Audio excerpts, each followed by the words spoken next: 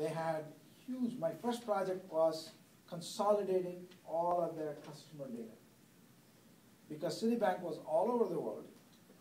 So if you went to Singapore, you had a Merrill Lynch there.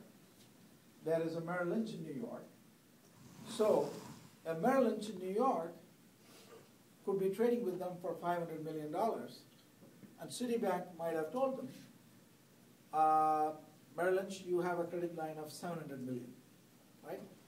And the Singapore guy, Merrill Lynch, they would trade for another $600 million. Now, Merrill Lynch as a world entity, they now are $1,100 million, not the $700 million. So Citibank was having tremendous difficulty managing all these customers spread around the world, trading with them, but exceeding the credit limit. It's like you getting a $2,000 credit card limit, but Visa not knowing you, your husband, your children are in the same family and giving each one a $2,000 card. So all of you go and do Christmas shopping. Guess what? 3 months later, Visa is not paying the bill. They go bankrupt if they do this to everyone. So they tracked it. It wasn't there. It's common sense, but it wasn't there. Why? Because there was no information. There was no proper way to store this information.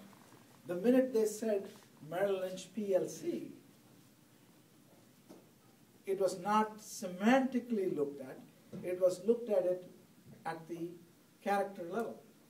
So Merrill Lynch PLC, it's different than Merrill Lynch because the PLC is missing. So they missed out. So the first project that I was doing was to take all of this data and come up with a hierarchy of symbology and firms so that no matter who you are, where you are, you had a global customer ID. And your credit limit was fixed at the global level. The sum of all your parts must be less than that. And it is not rocket science. It's not big option valuation formula, but it's common sense managing information problem. That was one project. Then in Solomon Smith Barney, how many of you have heard of a protocol called FIX?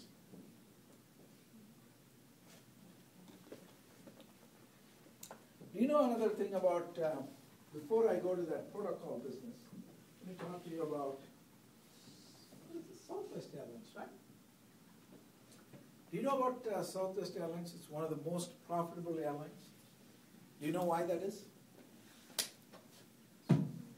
Anybody wants to take a shot? What is that? Very important, but that's not why they are profitable. They keep their, that's good to mention. That's not the reason. Anybody else wants to take a shot? Huh? They cut costs? How do they cut costs? Yes, they did cut costs. They found niche locations to try to. They look. That is also a good observation. You want to say something? I think they make the planes like bigger and have less flights. Well, you're almost there, but the reason is slightly different. What they did was, they did not have 10 different types of aircrafts. They looked at all the airline industry. They collected data again. They analyzed that data. Where is Americans spending their money? Operational cost. Where are they spending? And then they realize, oh my God, they have a maintenance unit for 747s, and they have maintenance unit for 737s, and then they have a maintenance for 707, and then the turbojets. So they had stacks of people sitting around doing nothing if there were no 747, if there were no 737. So why do I need this headache? I'll just fly the same flight everywhere, 737. So if you look at Southwest, across the board, their entire fleet is one model. So what did they do? They have only one kind of mechanical maintenance cost. Because of that, they didn't have to go to JFK and say, you know, we need a bigger gate because this 747 comes here. Or they didn't have to go to O'Hare and say, you know, we have everywhere Southwest went, standard formula, that's how you alighted from them, that's how you got into them. So it reduced their operation costs significantly. They knew there was no variability in the time it took to travel, how many people they can put on that flight. Whereas if you're an American Airlines, you always needed to know what kind of a carrier it was. whether it was 747 or this or that, to find out whether you can put 100 people, 200 people. It's a lot of headache. Whether the destination airport had the facility to do it. So when you standardize, life becomes much, much simpler. And you can standardize only when you have data. If you don't have data, you cannot think, hey, is this standard or not standard? So classic example is, you come into this country, right? You don't notice it. Every window is the same size. Every window. That's why you have Home Depot. You can go and buy anything for your house to replace from the Home Depot. In India, you couldn't try that joke. People from India can tell you. Every house is constructed by its own measurements. Nowadays, things are changing.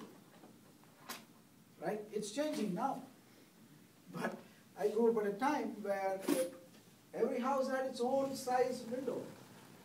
So when that window broke, guess what?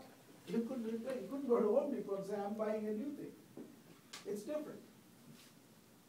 So standardization helps process operational cost. So this fact, if you are managing data at an enterprise level, you need this. Because why? If I'm accounting department, relying on procurement department, or relying on the point of sale department, I need that exchange of information. And if I don't have a standard way of exchanging information, I could not exchange information. I could not leverage what is available. So protocols, standardization is at the heart of enterprise data management. So the minute you walk into data management, you have to talk about what is the standard that is governing this industry. And that's the question. The second question is meta information.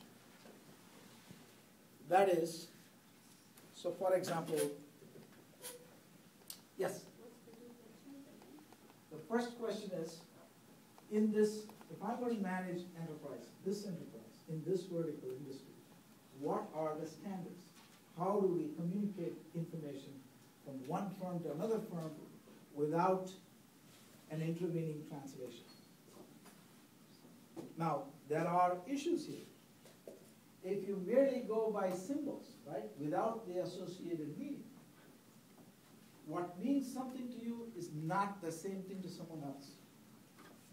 And here again, I can tell you how it could play big time, right? When I came to this country in 1982, I was 21 years old, right? I'm looking at this university system, so open, free. So I like this girl, and I went to her and I said, look, I want to take you to a movie, right? And she said, okay, I don't know who you are, I don't know what person you are, right? So I'm getting educated in English, right? England English.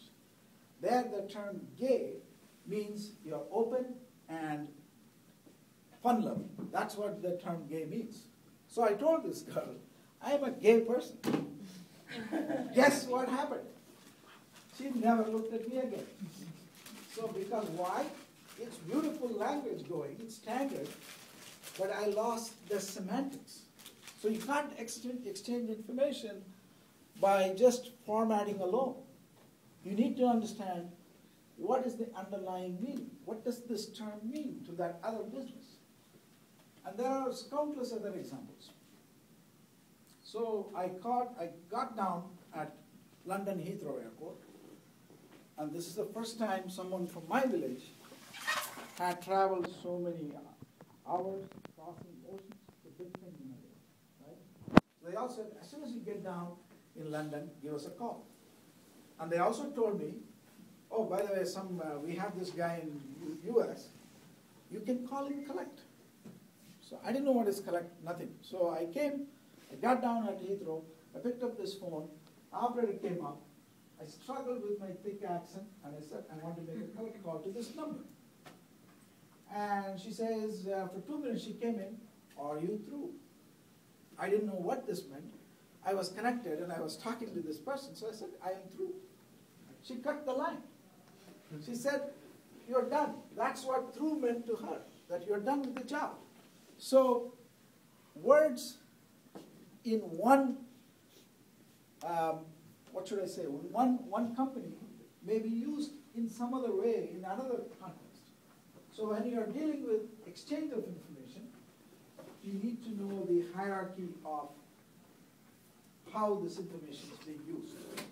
So most companies spend a lot of money nowadays to come up with what is known as meta dictionary, which says this term means this.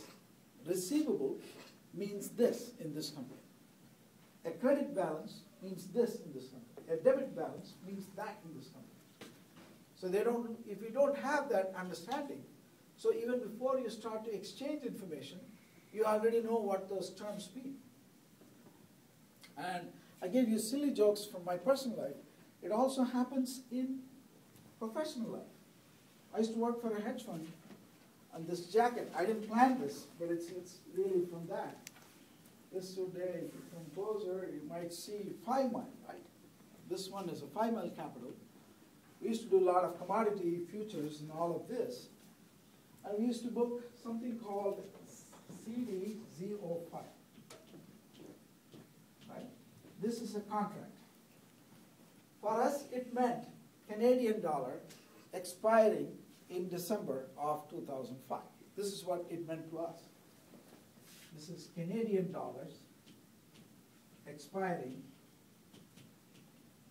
in these 2005.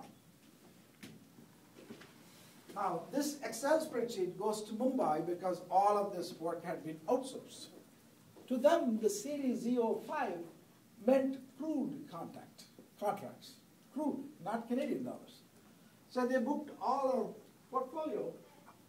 So we'll book it in the night, we'll come in the morning, all of a sudden our contracts are millions of dollars out of whack. We put so much money in the bank, and this company from India is telling us, you owe us this much more because you brought these contracts. So then we would say, why? We didn't buy this much. Then we look at it, they took the CD to mean crude, not Canadian dollars. So if you don't exchange proper meta dictionary, that stand up means this, sit down means that, protocols to exchange that information.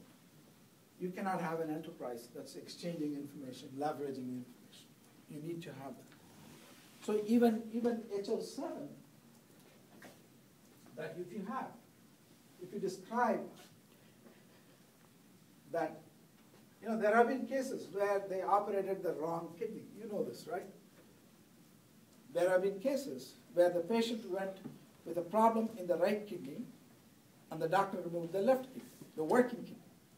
This has really happened. I'm not making this up. Not once, but many, many times. Why? Because somebody conveyed this information, but conveyed it incorrectly. So right became left. You read a photo, and you don't mark it in the way the doctor is used to seeing right and left. He's not going to call somebody on the operation table and say, hey, does this really mean right or left? He's going to just do it. And took it up. So HL7 is going to address that. So that wrong diagnosis, wrong dosage. You all know how Michael Jackson died, right? He was given wrong dosage of something. And he's the only popular guy, but there are so many other children, elderly people dying and suffering because they are supposed to give 5 milligrams of Amaryl, they're given 50 milligrams. So protocol, standards, metadata is very, very important. So enterprise data management is about standardization of information exchange, an agreement on what the terms will mean, and follow it. That's metadata. You guys want to take a few minutes rest? When does this? Okay. So far, how are we doing? You're all very quiet. What's the story?